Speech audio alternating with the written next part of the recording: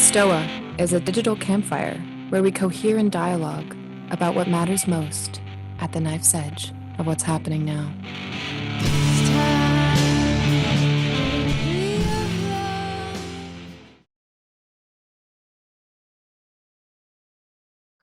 Welcome to the Stoa, everyone, and thank you for being with us, for some of you again today. Today we have our third call of the podcast series called Soul Shivers. Soul Shivers is a growing collective of women working on earth regeneration in different ways and forms. And so this is a deep dive into a collective inquiry around earth regeneration. And today we are having the third dialogue. We selected 4 themes across 4 weeks for entirely unscripted dialogues and conversation among 4 invited guests and Freya and myself as co-lead. 2 weeks ago, we explored the topic of ancestry, and then last week we dived into the topic of trauma and its relationship to earth regeneration. Today, our third call, we will be immersing ourselves into the thread around what actually connection to place really means and how that shows up in our own lives and forms and ways of our work. And also what practices we may have and draw upon in connection, of course, to earth regeneration. And then next week, our final call is dedicated to the theme of peace and how that is actually a core thread from our point of view in earth regeneration and how that looks like and how do we feel and embody that topic. A brief introduction to us women here. My name is Luea and I'm the creative steward of Collective Transitions, dedicated to widening the ways we see, sense and respond across perceived divides. And I'm joined by my colleague Freya, who is an artist and an activist living and based in Italy. And in this series, we are joined by Jane Ruka, the chairwoman of the Waitaha Executive Grandmothers Council in New Zealand, Amber Tamm, a Brooklyn farmer, flora designer and horticulturist, Naomi Mwangi, a peace activist and executive director of the International Peace Initiatives in Kenya, and Alexandra Gavilano, an environmental scientist and activist for societal transformation and planetary protection. On a practical note, the first approximate 45 minutes we will be in dialogue among us, followed by a time for interactive questions and storytelling. And so you're very welcome to bring in your questions all along in the chat throughout the dialogue. And once we bring in the questions, you will be invited to either share them and read them or speak them or ask us to read them for you. As a reminder, this call and this conversation will be also recorded and shared on YouTube. For the first part of the dialogue, we invite you to switch off your camera so that we can see a bit better who is speaking. And with that, I hand over to Freya for framing us in today's topic. Thank you, Luea. So today our theme is connection with place. And I want to just frame a little bit what we mean by that, or what comes to mind for me when I think of connection with place. So each of us is working on a project of some kind. And these projects are nested in places, not abstract places, but unique places with unique histories and cultures and communities. And each of us inhabits and evolves together with that place, which of course is not unique to humans. It's actually how life works. So place and individual are mutually causal in all sorts of obvious and also sort of not so obvious ways. For example, I, Freya, occupy space and time together with my family in an apartment. building with 3 floors with my family. Underneath me live my husband's parents and his grandparents. Outside lives the garden and a big magnolia tree with 5 turtles. We have a puppy. We live on a street with songbirds and other families, and this street exists within a neighborhood, and this neighborhood is within the larger city of Foligno, which of course is in an even larger bioregion, which is in central Italy and so on. So we express ourselves in relation to this context, whether or not we are aware of it.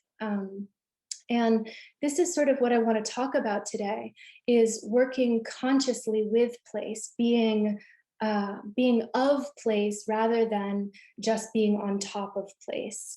And maybe it's a subtle difference, but in my perspective, it's kind of core to Earth regeneration. And I feel like it's super important today because of this polycrisis we are in, which is climate change, which is racism, inequality, poverty, and so on.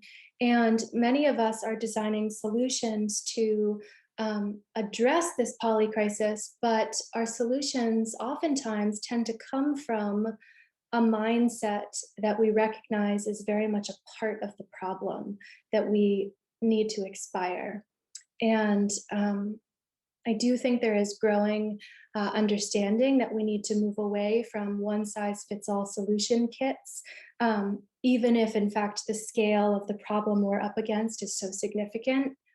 And I personally like to think of these place-rooted solutions as growing from within, from the inside out, listening and attuning to place.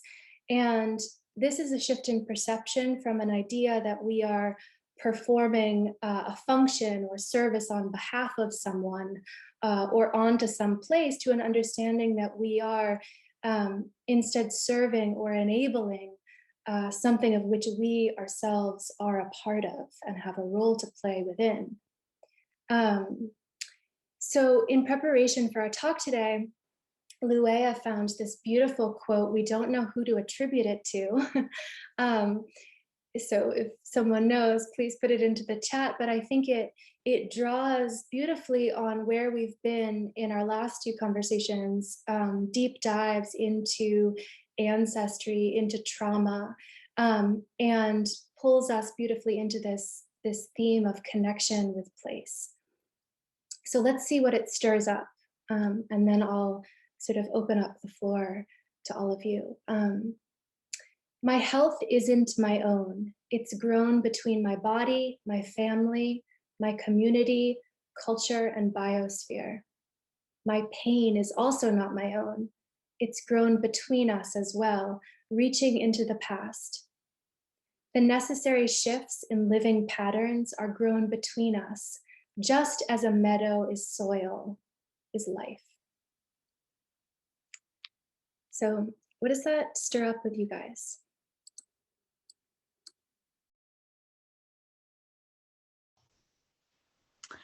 Hi, everyone. That was an amazing poem. And when I hear about place, what comes in my mind is rebirthing, giving birth to something and giving birth again to it. So when you talk about place, I feel connected to so many places, but one of the things that strikes me the most about a place is how do I connect with that place? What is my inner connection with a place? It's not just the physical appearance of a place, but what does the place do to me? And I'll give a good example of myself, of the place where I'm working with. I'm working with this organization called International Peace Initiatives, and it has the major program of a children's home. And this place, I came here in 2012, and I have never felt like I want to leave this space, because there's just something about the space that strikes me, that makes me want to stay here. The kids are amazing, the people are amazing, the community is amazing, but there's just that one connection that makes me feel so much comfortable with the space. And this space, what it did to me is that it helped me open up more to my visions and being myself and being the person I want to be on earth, and just connecting with the soil of this space has really, really opened so many wounds that I had kept, and it has made me wash a lot of things. So for me, when we talk about space, it is just more than the appearance of a space. It's what does that space do to you? What does it bring out of you that you never knew about yourself? And I bet most of us have had this connection before. And if not, you need to really pay attention with how your heart feels when you walk into a space and you just feel it in your heart. It can either be a good feeling or a bad feeling, who knows? But just pay attention to that feeling, and you'll know how it feels. Because some of us don't pay attention. We don't have the awareness of a place where we go, and just looking around, we see the people, yes. But how do you step on that soil? How do you feel that soil? The soil that feeds people on that land, the soil that feeds people on that community. How do you feel when you walk into those parts of the footsteps of the ancestors that we were talking about on our previous calls, the footsteps of the good and the bad things that have happened on that land? Do you feel them? Do you really feel a connection, you know?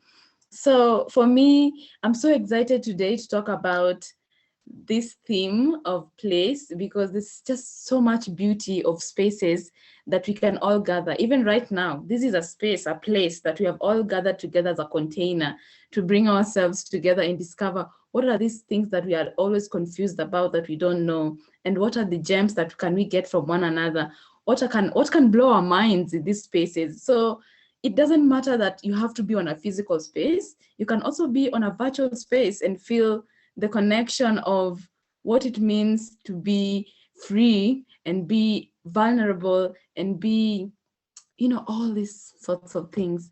I'm just so excited. I might talk too much, but I feel so excited and ready to jump into dialogues and conversations of spaces. And one of the things that I am putting out there today is that what is that spark that you have when you go to a space or just go to a place or feel the land? How do you connect with the land? You can either be a farmer. How do you connect with the land? Do you just plant a crop because you want it to feed people? Or do you really plant it with a lot of awareness, of tenderness? How do you handle that plant? Because when you plant something, the entire emotions that you put on that plant, your feelings that you put on that plant, the way even you touch the plant, it will determine how much it can produce or how less it can produce. So how are we tending to the land? How are we tending to the spaces that we are having? How are we even being with ourselves in these spaces? So I'm so happy and I'm so grateful to be in this conversation. And I'd really like to continue hearing more from all of you. How do you really feel when you have these opportunities to connect with spaces and being just there, you know? Yeah.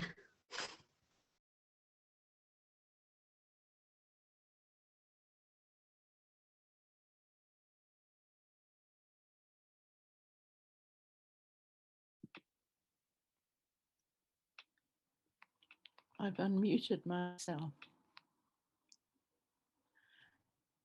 Thank you, Naomi. It's really good to hear the passion there. Really beautiful to hear that. And from a modern perspective, I'll give you a little bit of our cultural aspect of place. In my culture, you have to have a mountain, a river, an ancestor, a house, and because most of us in the Pacifica had to have ocean-going canoes, you named the canoe that brought you to the country where you found yourself away from your homeland. Homeland for most of Pacifica is called Hawaii Nui.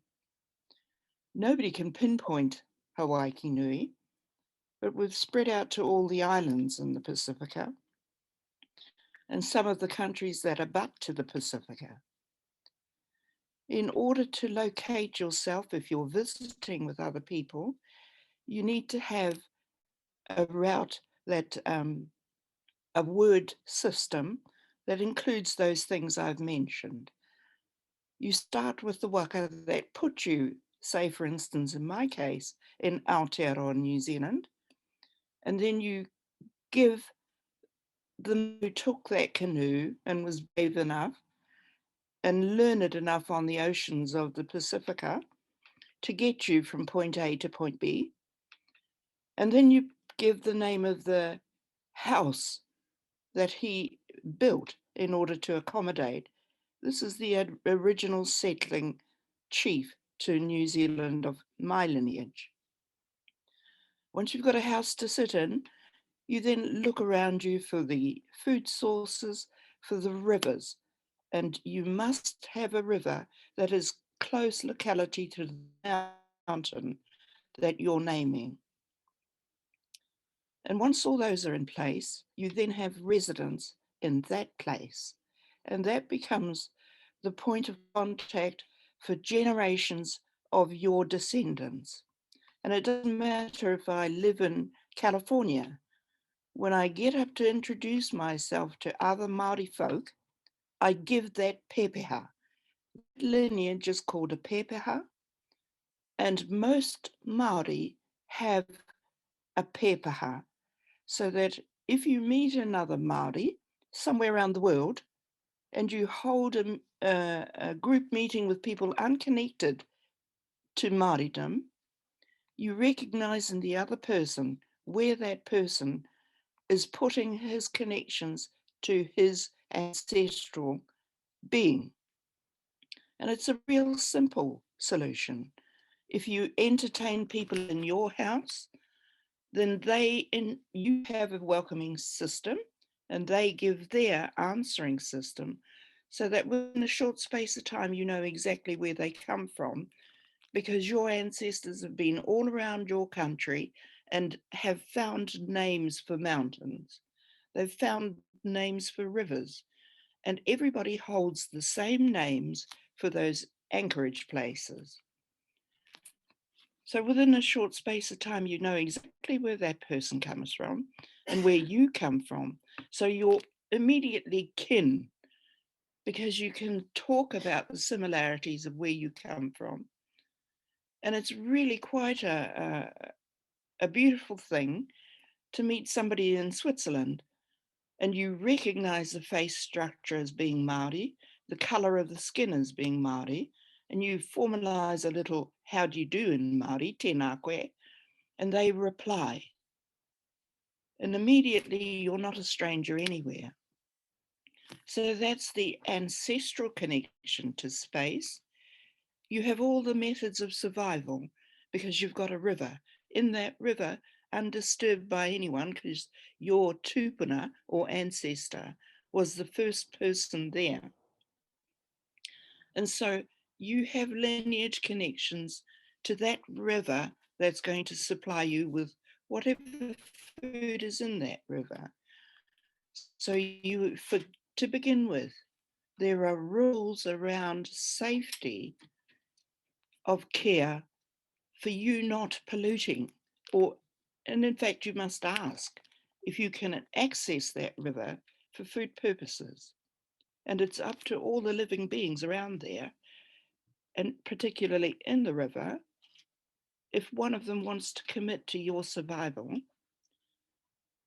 by letting you have it in order to sustain yourself. And then you commit to that, all the descendants. Say if I was going to get a eel out of the river or a trout, I would then connect to that creature and not allow harm to come to its living environment, which means I must not do my personal hygiene in that river. I must not defecate anywhere near that river. I must not put my exudates anywhere into that river, so it's not polluted. On the other hand, I allocate a section in that river whereby I can wash my clothing. Nothing else occurs in that section. So you're exchanging the right to life with the occupants of where you take the food source from. In the same manner, if you're taking the fruit of the trees, then you would be very careful that you ask permission to have whatever was fruiting on that tree. And that system works with every life force that you consider your food source. So it's acknowledging the right of every being to live. And that's the start of my conversation. Thank you.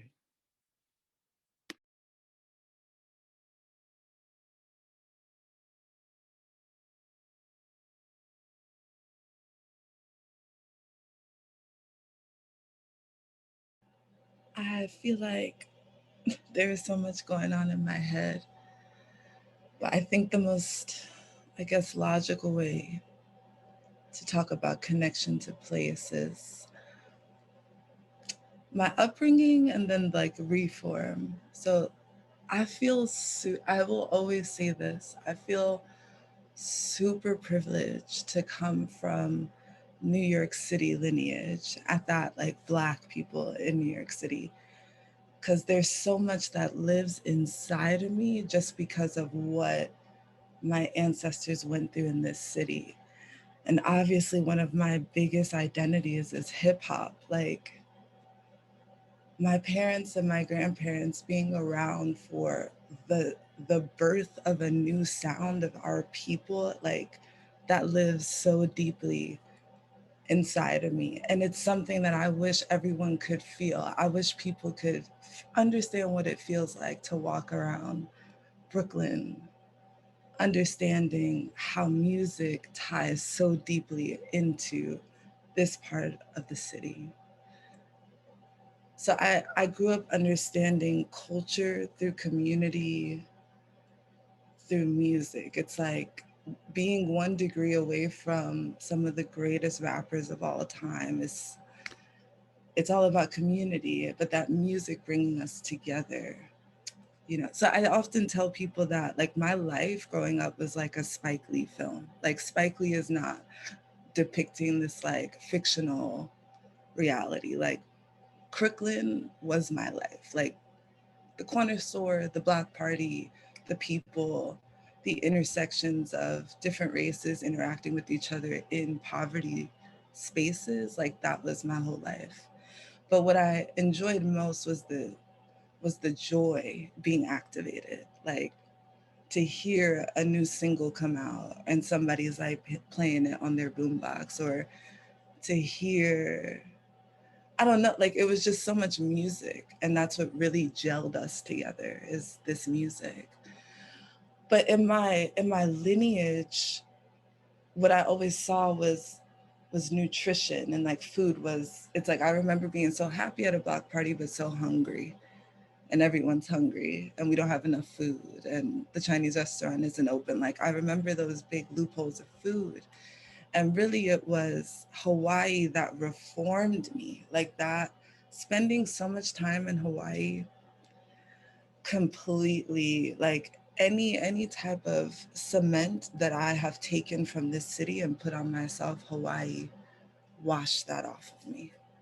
Like I was no longer this city cement girl who only understood ground under a layer of cement. Like Hawaii made it very clear. And I truly feel like I got the most grand treatment from Pele touching down on the Big Island.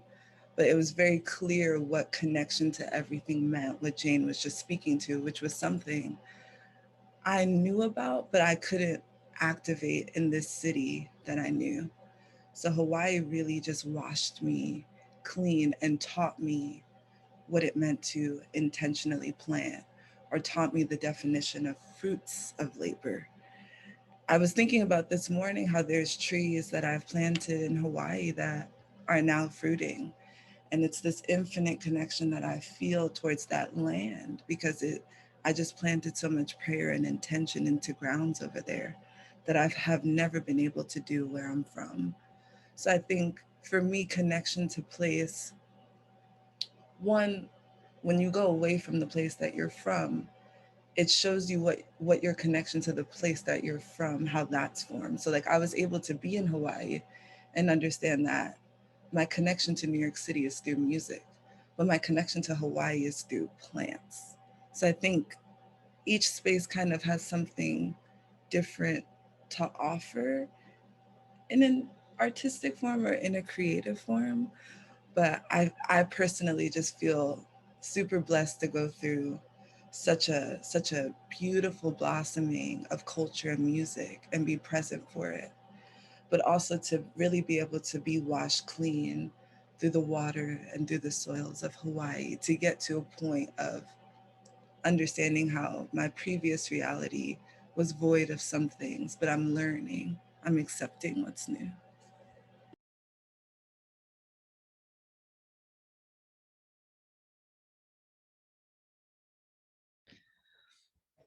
Wow, it's also powerful, and I feel to tell the truth, I feel a bit overwhelmed because just on a personal level, I'm kind of losing my place right now in regard of a physical place. I've mentioned last week briefly, so it really touches me, and I feel like somehow crying and still kind of I feel full of love because so many things I've heard, they're so true. And one thing I'm right now like feeling so much is like this inner place, like this connection within me. When physical places that rooted me, specifically my home, kind of is something I have to let go, and I feel like these connections of places, um, one being within me, but exactly also how you described it with Hawaii, like feeling this connection, like to several places I was able to live through. Like one is my grandma's house in Peru. Like that's like this one space I feel so deeply connected. But then again, on the other side, ones when I lived a few years in a few months in Colombia, working with street kids, and there was this beautiful place where we also kind of planted this garden, and they're still like it still is there 10 years later, and they're still working on it and now working with street kids. And also there I felt so home.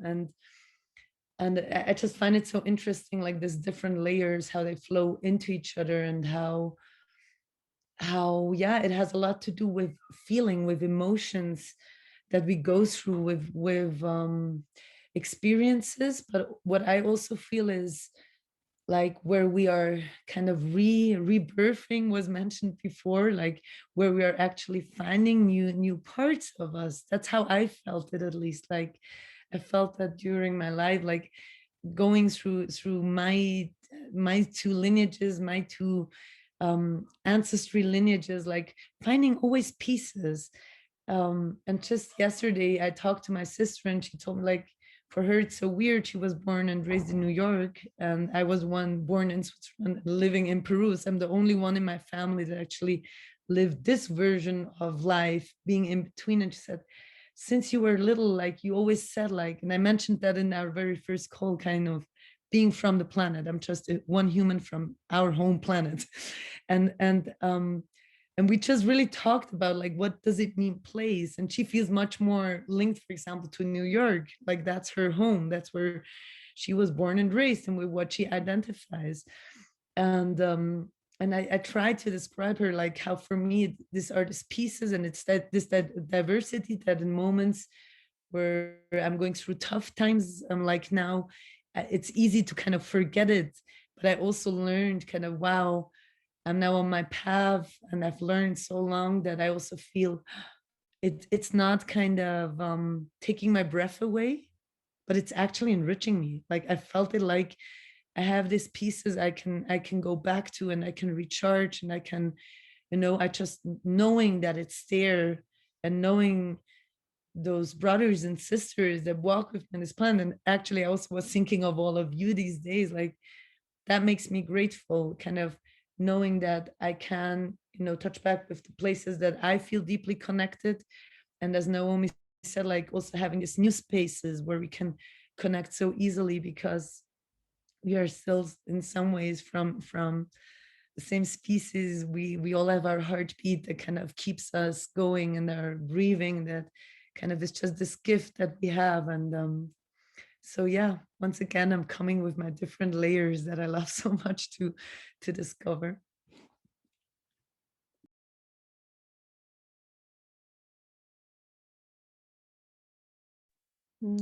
Thank you all so much for that richness. And while I listened to you all, something popped up. So I'm originally from Switzerland, but I left the country when I was early 20s. For me, if I look at my ancestry, I feel actually the mountains are my mamas and my papas. Like there, I feel like I can cuddle in. And I left the country to go to Belgium. And I had a fantastic life there, great friends and a great community. And I really felt, in a way, on one level, on a social level, more home than I felt in Switzerland. But I struggled big time to root myself there, like feeling like I can land. I had a beautiful farm, I had a permaculture place, like I had goats, sheep, cats, whatever. Like, so I was really immersed in land. And yet there was a part of me that I couldn't let down my roots until a certain moment. It struck me like I don't have stone under my feet. My system needs stone to feel like I can, call it home. And so when I came to this place, or I was called to this place where I live now in Greece, it's a very rocky island. And my whole system released of that kind of struggle of wanting to root, but somehow the energetics of literally the soil, but not only the first few meters, but further down, are not in sync of what my system knows as my home rooting, layers. And that was really a very profound experience around connecting to place. That doesn't mean that I have not been in places where I really love it, but to kind of call something home, I realized I need literally this geology of the melted and the pressed rock in order that my system feels like, okay, here my ancestors in a way are present with me as I'm settling in. I feel that so much, Luea. I feel that so much. I feel like when I tell people I had the privilege to live in Hawaii, they're like, and you came back to New York. And for me, it's a similar narrative. It's like I can't not have snow. It's like I just need to see plant life bare bones. Like I need to see the skeletons of plants once a year and then see it come back in this extreme way for me to feel like I am home. Otherwise, like I feel like there's a monotony.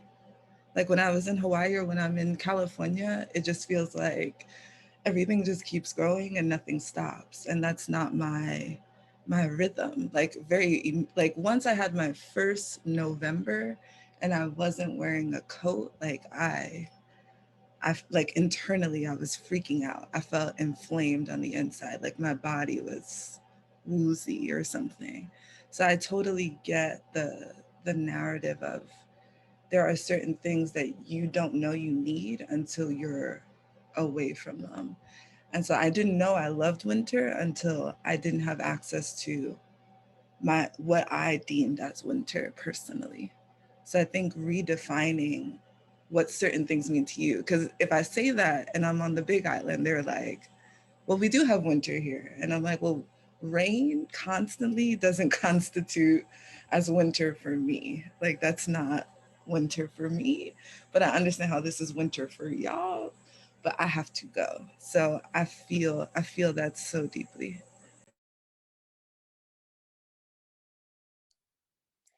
From the very beginning of our dialogues, it's been like incredibly hard to like contain it, which is my favorite thing about it. So I definitely don't want to derail us, but I'm hearing like patterns and what's coming up. And, Jane is talking about this deep kinship, and, acknowledging the right of every being in this living world. And Naomi also said something really interesting. She said something along the lines of like, it's not just about what you're doing, it's about who you are as you do that thing. And all of you are speaking so beautifully to being rooted and being of place. And that's not just about nature, as Amber explained, right? In the absence of nature, she found community, kinship, and music, and culture, and the joy that was like pouring out from that. So I'm wondering, like, how this is all like so rich and emotionally vibrant, and how does it show up in the work that you do? I mean, Alexandra, you're doing such powerful activism, and Amber, you as well. Like, how does that being of place, being rooted and from a place, like, how is that part of the equation? Because again, like, as soon as you go into any sort of workforce, you're taught that you have to learn something, download it into your brain, and then start like implementing it in some sort of mechanistic way. And that's fundamentally not what I'm hearing in this conversation. We're talking about attuning back, contextualizing our learning, entering back into relationship in all sorts of interesting ways. So how does being of place show up in the work, the activism, the art, whatever it is that you're working on in relation to earth regenerations? How does that show up in your work is what I want to sort of get us into. I can totally go first and fully say, for me, it's very simple. And I think this is something we all may feel, but I'm from Brooklyn, but I also am Brooklyn. That's my truth. It's like, I have shown up in different places and people are like, you must be from the East Coast, or you must be from a city, because everything about me is, even down to certain words that I use. Like, certain people are like, oh, only people from Brooklyn use that. Or the only time I've heard that is when it's in a movie pertaining to Brooklyn, or songs about Brooklyn, because there's a million love songs about Brooklyn. So I think we have Brooklynites. I've been waiting for this topic because Brooklynites, we are one of a kind. We are very prideful because we are a very different type of person in the New York City spectrum. And I need people to know this. We are very different. And this is something me and my partner go through because he's from Harlem. There are very big differences that go on. So we are a very particular type of people, and we are very proud, prideful, all the things. Even sometimes there's ego because we go a little too hard sometimes. So I think when it came down to being a farmer, naturally there's I'm not from a rural background. So the way I enter conversations sometimes is like, well, maybe it's not professional, or maybe, I don't know, people haven't been spoken to in such a way. But I think it's from this lineage of being from Brooklyn and this attitude that you grow up saying, like, I was just raised around people like that, but then you are a person that is that. So I think it's what you embody and how the place becomes you and you become the place. But aside from that, I think in the realm of being a Brooklynite, New Yorkers are very fly. And till this day, on every social media, people are always trying to tell others that I'm not a real farmer, that I just pose with plants, that, like, oh, she's wearing earrings while she farms. But that has a lot to do with my background. It's like I just come from a background where you show up to work looking good. It doesn't matter what the caliber of work is. So I think when it comes to farming, that's also a new paradigm that I push. It's like, I'm not gonna show up and not look like me. And I know I come from like a art background, so it's like I understand that sometimes people are like, you're overly dressed for work, but like that's just who I am. But on the other side of this is, I have done more rural farming than I have urban farming, but because I'm from Brooklyn, I will always be called an urban farmer. That's just the reality. People see me and they think about New York City, they think about farming, and so automatically I was called an urban farmer. Even though I was like, at the time in the past, I had never urban farmed. So I was like, I don't I don't know anything about urban farming, but I get how I'm an intersection for that. So I think a lot of things you don't necessarily intentionally create. Like, I didn't intentionally say I wanted to be an urban farmer, but because so many people called me that, I eventually just became it in a totally different format. So for me, I could keep going, but for me, there's just so many coordinates of, I never called myself a revolutionary, but because of who I am and how I look, people are like, well, you're a Black farmer and Black farming is a revolution. And you're from Brooklyn. So I think that is also the next coordinate, which is like, I was starved of food for so long. So me not having access to fresh, local, organic, all the things, I was searching for it constantly. Like I would say I never went into food justice or doing food work because I wanted to. Like I went into it because I was hungry. Like that's just my truth. Like I didn't grow up with that access point. So it starved me to a point where I was so desperate that I had to make it my work so that the next generation may not have to do food justice work, they have access. But because New York City starved me, I got here. It gave birth to this work that I'm doing.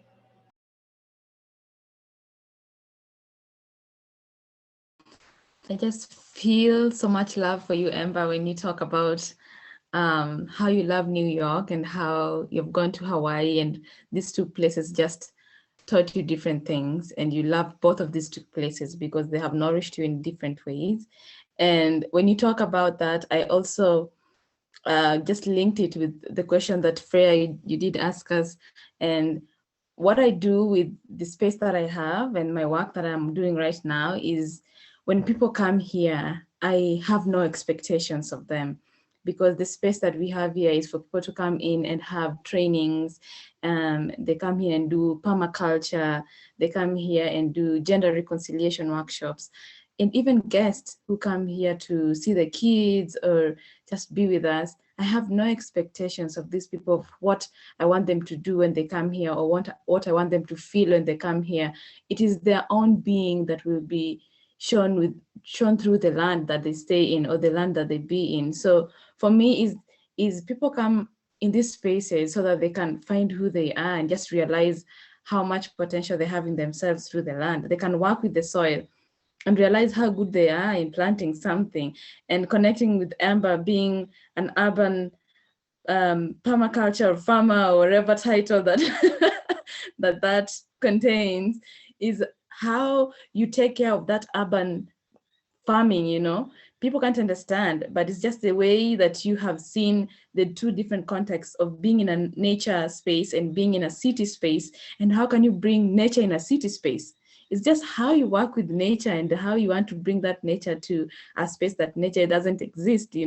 And so for me, the work that I do is all about working with no expectations from people that come to these spaces and want to be with these spaces. They come, learn according to Jen's words. I'm using Jen's words from our previous calls, and coming to this space by being who they are, instead of just being with the space because it's beautiful or because it has nice features or nice trees and things like that, but what comes out of that space of being. So for me, it's just letting the people find themselves in these spaces, find themselves in these lands, find themselves from the cultures that this society have given or offered them. So thank you so much, Amber, for your beautiful insight, and it just brought a lot of awareness in me and a lot of insights that I can now go deeper into diving and understanding more. So I'm feeling so stoked right now.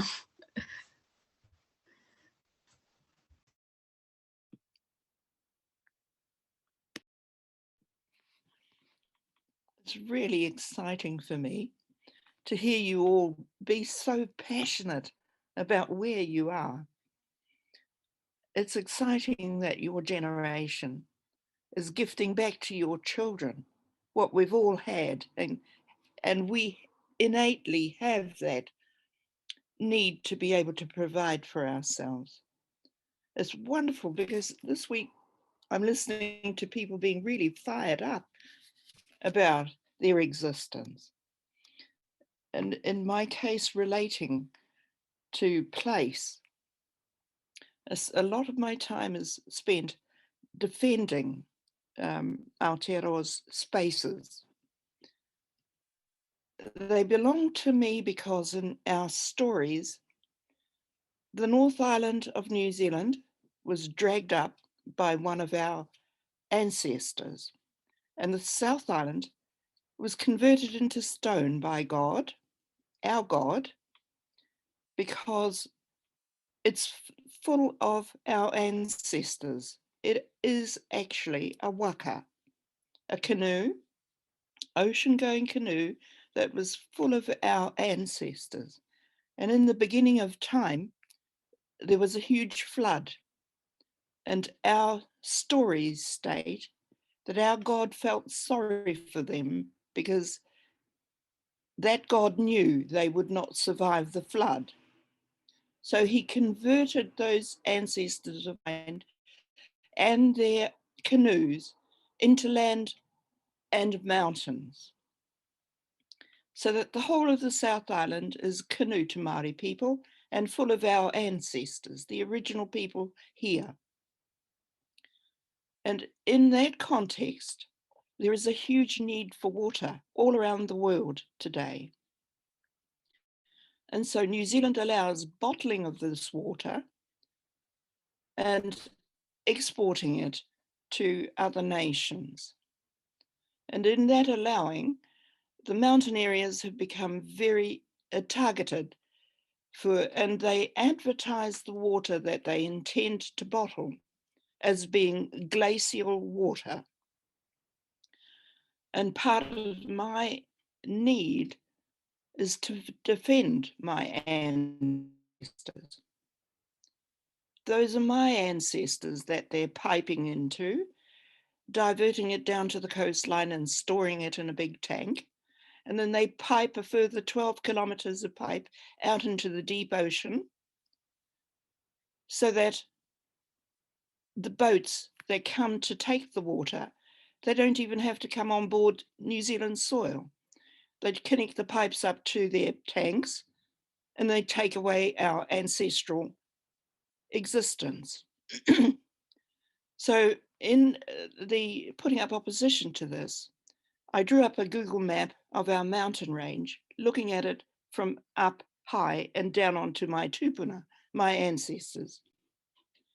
There was inside of me a huge conversion of love and knowing that those mountains belonged to my soul, not just my mind, but they belonged to my soul.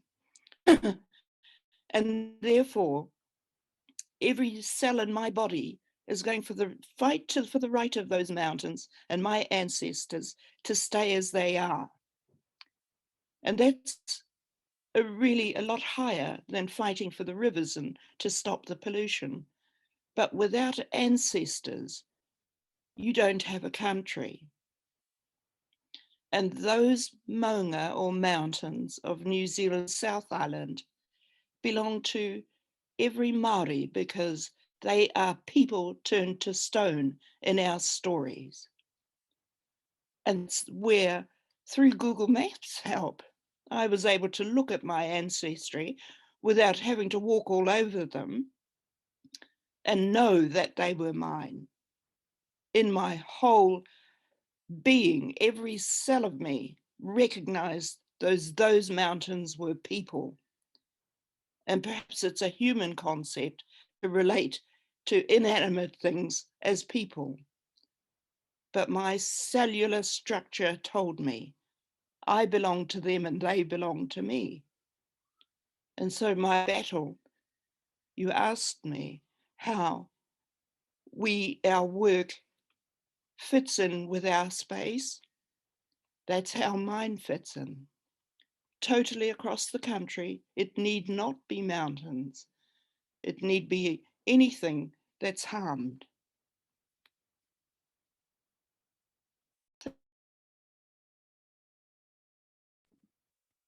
I really felt how my heart was warming when you talked now about how in your tradition, Jane, the ancestors turn into stone, and in the Quechua culture where my from the father side of my father, the ancestors are the Apus. The mountains are the Apus, and there is where all the souls of the ancestors go, and you can always connect to them. And I even felt in my other country, in Switzerland, I feel this connection relating to also what you, Luea, said before. So just thank you for sharing. I just felt again this connection of, yes, like we even have this among all these different contexts. We can refine it and see like how this wider connection is. Going back to your question, Freya, I had like different thoughts on how to use it, and I would like to start sharing like the part. I'm not working longer as a scientist since a year, but I worked 6 years after I finished my studies, and I had the luck that I was working in an international network on sustainable land and water management, and where it was really a bottom-up approach with, talking with the farmers or the experts, like the people that are on their ancestral land or the experts. And we brought together different stakeholders, young activists, elders, people that migrated away, that wanted to come back into zones that were in some contexts even previous war zones. And we always started with just walking the land, observing, painting, writing about it. And this is one approach that I felt, and I guess I wouldn't have stayed in science 6 years if I wouldn't have found that job there, because I'm not a traditional scientist in that way. But kind of this observation and hearing out of not just the farmer and the people living on site, but hearing the plants, hearing the animals. Sorry, that's my dog, talking of animals, dreaming in the back. He's dreaming of Peru, probably. So really just finding this observing and getting people, to really just touch base and get this inner quietness and kind of, seeing things with different colors, seeing different perspectives. And that's something that I really took along also in all the other work I'm doing wherever I am, on social transformation, on regeneration, but also on climate and environmental activism. Starting with not just coming from the head. And that's something I did a lot of years in my activism. And I think like 3-4 years ago, I kind of, from an inner transformation, arrived to a point where I suddenly realized, no, it's not anymore about the head, but it's about this inner part, is connecting to the heart and seeing what I actually is there for me to see, and not just what I want to see or what my head says how it should be, but actually really taking one step back and starting with observing. And that could even be, for example, if we do empathy circles to start a nonviolent direct action training. Like there are people that do that in 2-3 hours, but I always say, no, I want our 8 hours and our 1.5 hours that you just, have lunch and you go out in nature and you just digest, and to really have this part of a regenerative culture, not just on how would you do it in an action and tack, and that is your legal context and that is how you do it, but actually really taking this time to digest and to get back and observe again, what is happening with me? Like, how do I feel now with this new information? What has changed? And this is one approach where I just now talking about it and hearing to all of you, I just realized like that's something that I'm like that is going through my life, like this approach of really observing it. And I guess that would be kind of my answer to this question for now.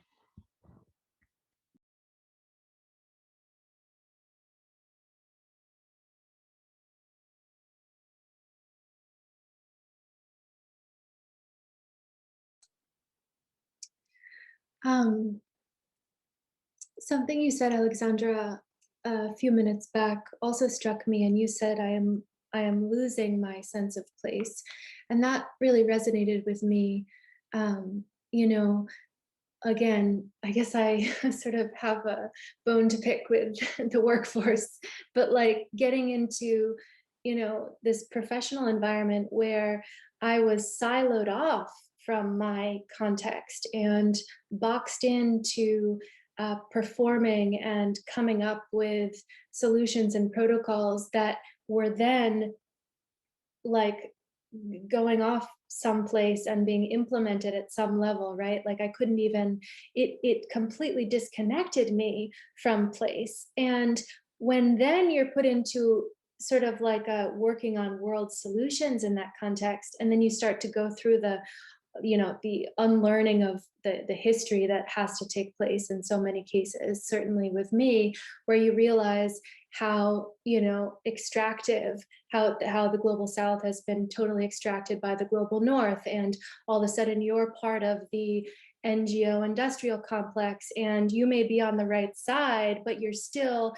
just in front of your laptop talking to a community in a completely different area, and you may have really good ideas and talk about systems change and all this stuff, but at the end of the day, you're still completely removed from their context. And what right do you even have to make any suggestions about how to solve a problem there? Now, I'm not saying that there aren't common approaches and practices to be learned and shared, but I personally, you know, as I went farther and farther down into this sort of like tunnel of working on making the world a better place, but increasingly just in a concrete building in front of my laptop, working on it some other place, right? Not, right, I wasn't farming the land. I wasn't doing like, you know, community development in my place, right? I was working for an organization that was working globally, that was, and it came to the point where I actually couldn't do that work anymore responsibly,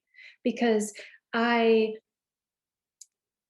and the funny thing is that the farther I got into that and felt irresponsible doing that activism, the more I longed to reconnect with my own place. And that's been an incredible journey to take, and to now be really clear on sort of like my priorities, where like my activism, and I use that word like even very sort of generally speaking, because I believe that like earth regeneration activism can happen at a family scale, can happen in healing intergenerational trauma within your family, within your community, right? Like small scale stuff, like it has to be rooted in my place physically, like geophysically, biologically, like first and foremost. And then yeah, there's like international solidarity that absolutely needs to be fostered as well. But like, let's not mix them up, right? Let's not, it feels like that's really important to say, like maybe not with us, like we all, like you all feel like really rooted and connected in place, and like know where you're coming and have that sense of belonging. But I think that at least in the context that I've been in, that is lacking. And when I say like we need to work on solutions that are place sourced, like that's kind of what I mean, you know? And it comes from my experience of feeling like I was getting into this really problematic territory, even though I was like theoretically like on the right side, according to me, and like came with, you know, participatory philosophies and, you know, participatory innovation frameworks and all of that, which is great. Still, it's increasingly challenging to do that work, I feel like. So I'm wondering if anyone can speak to that. And then I also want to like see if any brave listeners would like to come in, and we can even turn on our video cameras and open it up if anyone feels called to speak.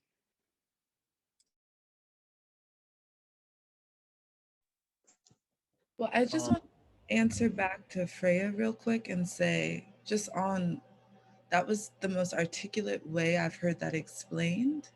And I really think on a farmer front, a lot of 2020 was me entering into conversations like that, with the intersections of like farmers have not been at tables that are about farmers, but also like Black farmers totally being discarded for years and now being asked to be a farmer at a table where there were no farmers.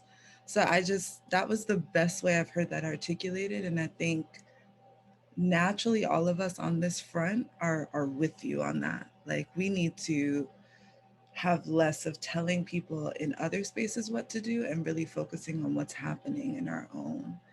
So I just wanted to really vocalize, like, I feel you on that level of frustration, especially as a New Yorker, just especially as like people constantly coming here and telling Black and Brown communities how they are to be without recognizing why they have been the way they've been.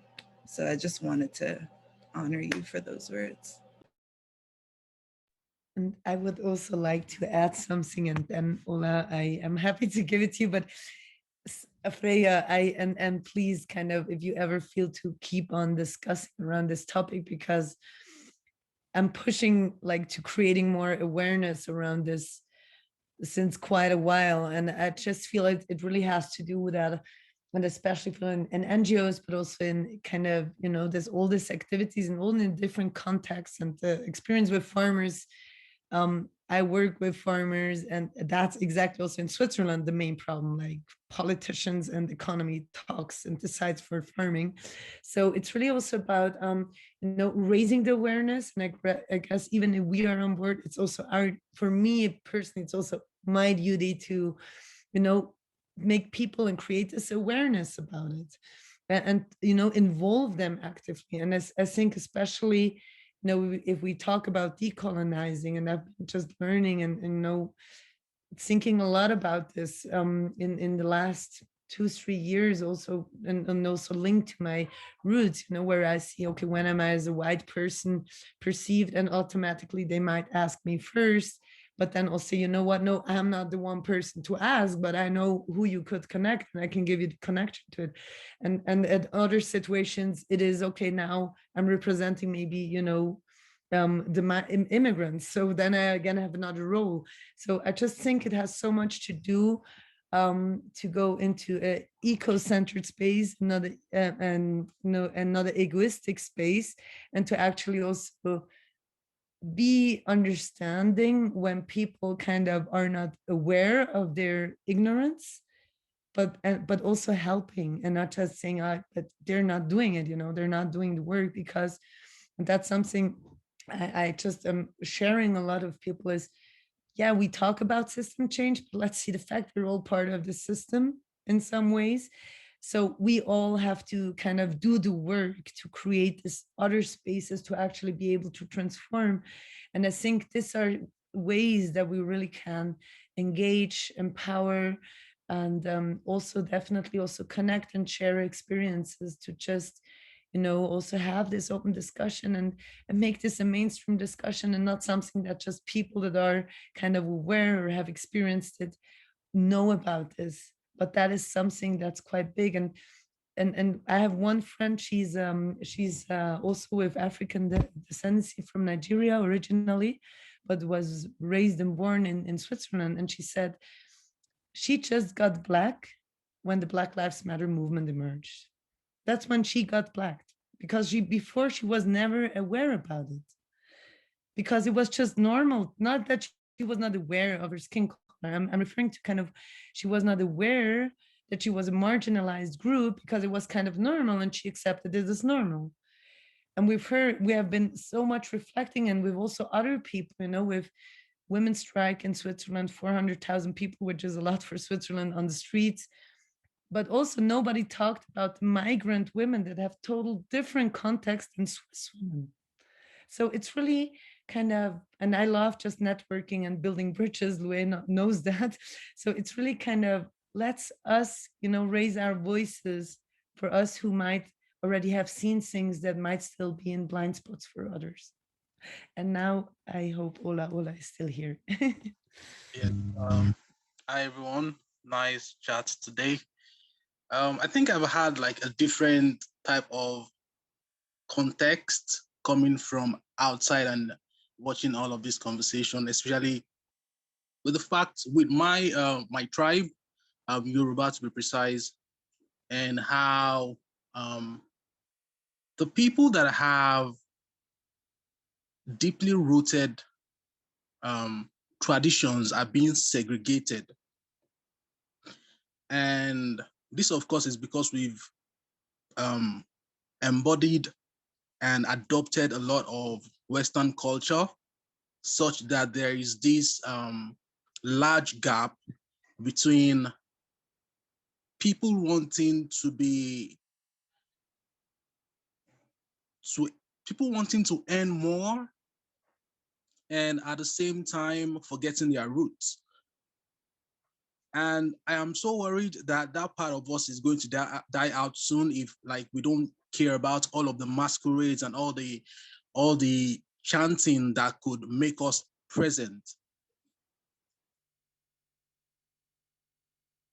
Also, my experience with participatory learning, living outside Nigeria for some time, was really hard for me, considering how I lived in a country that had like very high rates of racism. It was so bad that even if I walk into an elevator, people would come out of that elevator or refuse to walk into that elevator with me, or they would call me monkey, right? But I always had fun with it. It's always hilarious to me, right? I would enter the elevator and be like, well, I have all the elevators myself now, right? That was a way for me to have compassion and enjoy the experience and see it from a place of empathy rather than from a place of judgment. And I am not sure how to bridge this gap between people's blind spots and what I can see, especially when people or we as humans like we prefer to lean into the things that make us feel good rather than like shifting our views on synthesis, right? So I guess my question would be, how do we bridge this gap of blind spots and making people look in this direction to see how things could be? Yes, that's my question. Thank you. I just want to honor the first part of what you said by saying that in a previous conversation, Jane said, and I'm paraphrasing here because I could never invoke Jane the way that I should be able to, but she said something that has really stuck with me and my partner. And literally, after she said it, I went straight to him and I shared this with him. But it was something like, you have to remember that there is no corporation or being that's ahead of you. Like, there is only Great Spirit, there's only God. And I say that because one of the first things that you just said, Ola, is I'm worried about people forgetting their roots. And if there's one thing that Black American community can testify to, is that it's not possible. It's not possible. And that's because of exactly what Jane had said. It's like, well, there's no person or corporation that can have us forget about our African roots. It hasn't happened yet. And it's been a very, very, very long time. They have done everything in their power to make us forget, yet we still somehow remember. Yet everything about our culture is very that of Africa, even though we've never been there. Nobody in my lineage has ever been to Africa that I know of. But we're still inherently very African. And that's because that's what I said is like, well, you are the place. So I am Brooklyn, I am Africa. I'm also going to be Virginia very soon. It's like, I think that I just want to remind, like, that's not possible. Great Spirit is so much more powerful than whatever's coming our way. So I just want to free you from that worry. There may be some times where people are more lost or confused, and that's what I would say about Black Americans, but it will never be forgotten where we come from. That's impossible.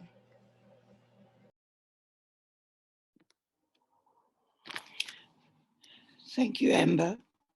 Coming back in again, regarding our roots,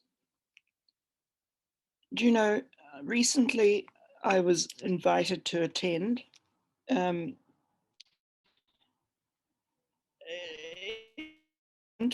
we have this attachment parent country of England. Most of our white population are disabled country. I went there and it was a discovery for me. It was the first time I became aware that all the other nations are looking at Indigenous cultures for the solutions to the problems created by the huge need to make wealth out of nature's resources and the Indigenous people of those different countries without acknowledging those people were there. So on that context alone, I'm looking at the European ancestry. I'm not pinpointing one, I'm just saying that it was born out of patriarchy. And all of that patriarchy has totally brought us to the brink of destruction. And heavily needed to heal all of that is Indigenous culture. Amber, you tell me you've never been to Africa, but you're more African than anyone else who's non-African. So inherently, you know your Indigenous rights on how to survive. And I say this to Swedish people, Indigenacy is in everybody. So when they go looking for Indigenous methods of survival, don't come to me for my Indigenous information without my full cooperation and participation, because I'm not going to give it to you. You stand up and put me alongside you, your wealth with my knowledge, so that combined we can heal the problems that you people have created in the first place. Mother Earth is on the brink of screaming, where are you, my people? Come out now. This is the time. I need you to come and save me. But blocking her still are the organizations that, dear Freya, I hear you saying, organizations have a system that they will not disband. And so therefore they come into your culture and they pick what they think is going to heal the wounds without having to give up their defunct methodology. It is not going to work. You must have people who understand from heart connections how that particular country survives its weather patterns. You know, it doesn't work that you can go and steal somebody's ideologies and then come with tons of money and motor down everything without consideration for the occupants living in those particular environments. And now I'm not talking about humans, I'm talking about our other beings that have a right to exist, to where these organizations don't consider them when they come with their big tractors and their aerial drops of chemicals and all those things that they will not change, but they want your information, Amber, and my information, Alexandra, Freya, Luea. We're a fraction of what they require, and they don't want to get into the whole picture with us. They just want to take little itty bits that saves them another couple of centuries of living and violating what they've nearly destroyed totally. I have to exit here because I tend to get on a soapbox when it gets to this point of our conversation. But patriarchy has destroyed our mother. And in order to save her, we need to come out with the femininity and amalgamate it into that destruction. There are some beautiful men out there who understand femininity is missing from the solutions globally. And those are the men that I want to work with. I don't want to work with corporations and countries that want to pick your knowledge and selectively take it away without you representing it. Now I really will mute. Oh, Jane, I would love another hour to hear your list because it is exactly this.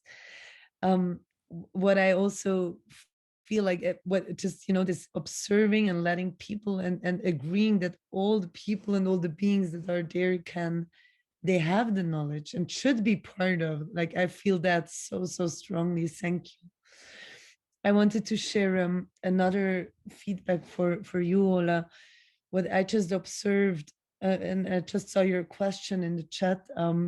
If you should worry about the roots losing its quality, and in the region where my family comes from in the Peruvian side, in the highlands, almost there is no agriculture because most now do just artisanal gold mining, which in the end ends up in Switzerland. So it's kind of, and it's really with mercury and destructive. Why? Because the agricultural output, they were not able to sell it anymore because it comes cheaper from China.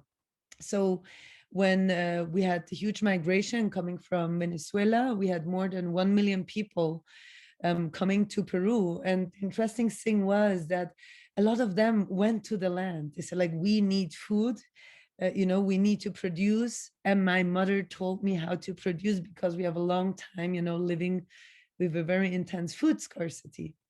And this somehow led that now also Peruvian people are suddenly realizing, oh, why do they want to go to land? I also remember.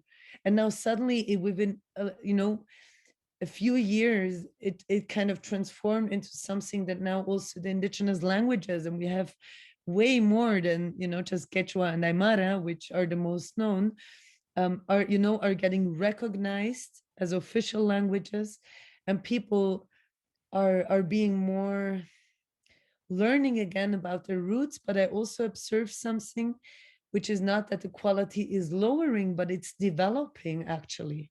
So we had this one example, which was on the border from Peru and Ecuador, where just the indigenous communities from the Amazon joined the indigenous communities from the Andes.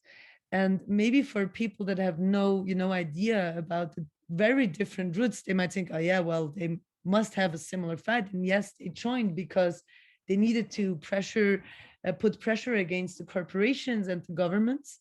But in history, in any of their histories, the people from the jungle never joined those from the mountains because they have an entirely different way of culture. And even within the Amazon, there were 20 different tribes that connected together.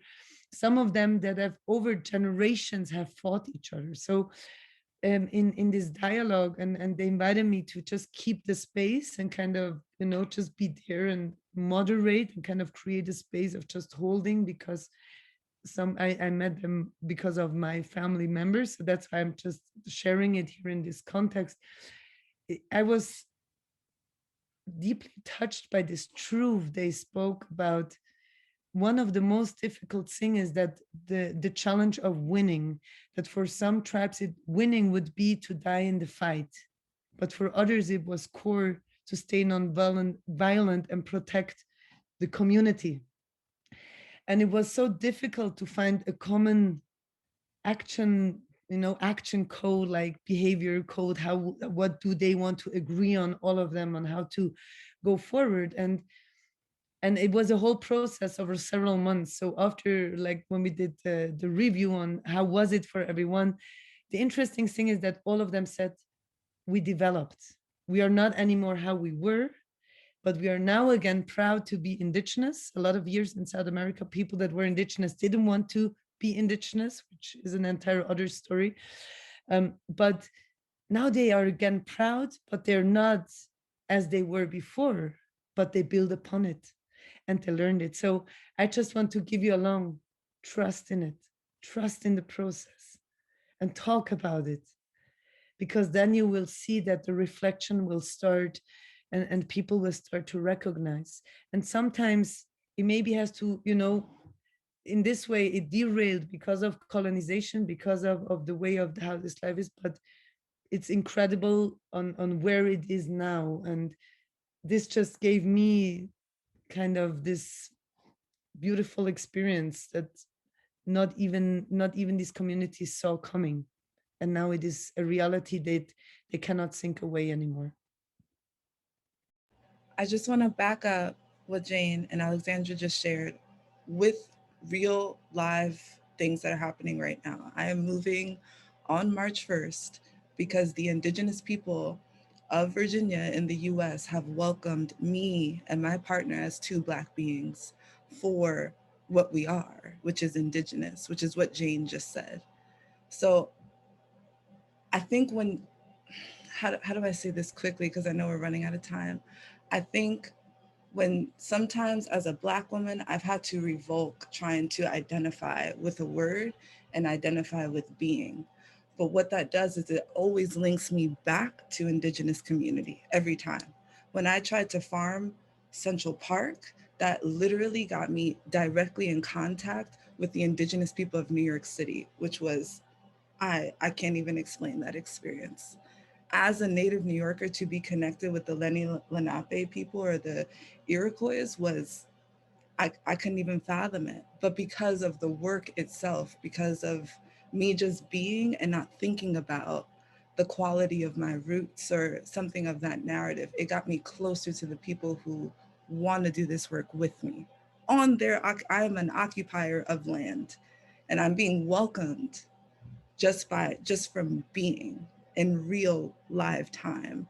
So I think this like quality of roots narrative is interesting because as an American, we've always been past things as Black Americans and have reverted to work for us. So we've been the change makers of that.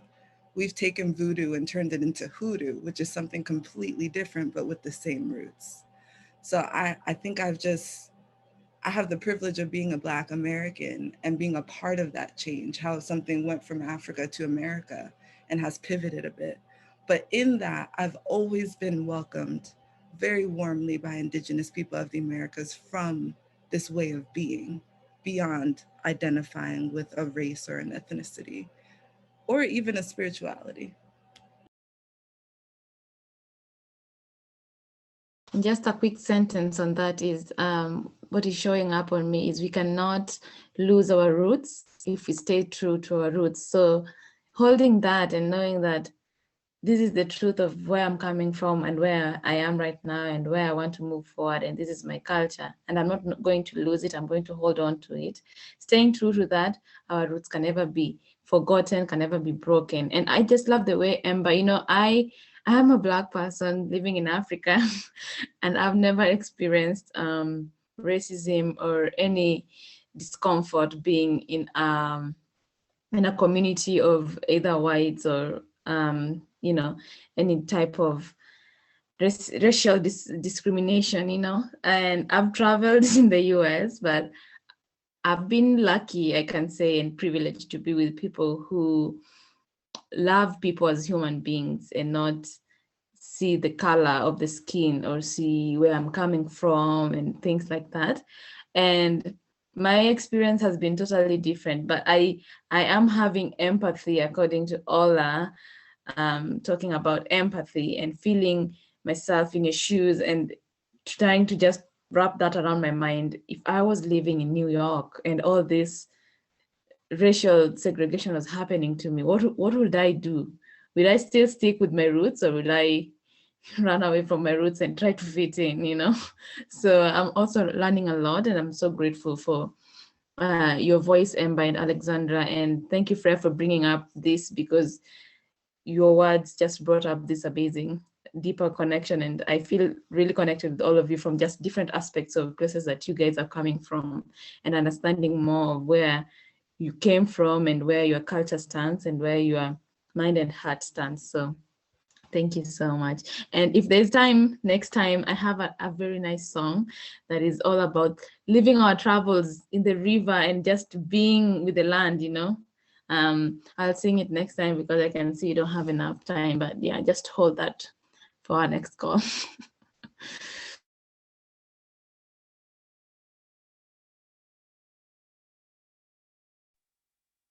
Wow. Wow. I would love now to have the magic stick of expending time. Yeah, and we have to indeed come to a closer. And there was also a question from you, Sam, that we would happily love to also take with us into our next and final session, at least for now. So 2 beautiful gifts awaiting us in a week, a song and a question. Yeah, I feel like very moved, very, very filled, very rich, very nourished. And just even that fact of witnessing each other and witnessing of how we are differently having grown with place and interacted and care for that relationality. For me, what you shared, Freya, is the answer that I see is like being invited to witness each other. And rather than coming with solution, but being the sacred witnesser that amplifies, that mirrors the beauty that is already there, that at least in my case, I sometimes don't see what I already have until someone is actually mirroring it back and names it in a way that my whole system is like, yes, of course. How could I, just be almost like, so of course. So I feel that space is doing it in a way, and I feel like almost as if we are practicing what we are all kind of maybe seeking for or longing for or living also and wanting to contribute with our work. So just a deep, deep, deep gratitude. I also feel as if we have woven elements each time from the ancestry topic to the trauma topic and then back now into the topic of connecting to place and land. And I just feel like we are actually knitting as we go through the conversation. So feels like a beautiful tapestry that is emerging here each time more and more. Thank you all for being with us. Everyone holding space, being curious listener, being humble contributors, and thank you for taking the time to be together. And see you next time in a week's time for our last session together on peace. Take good care. Bye bye. Bye, everyone.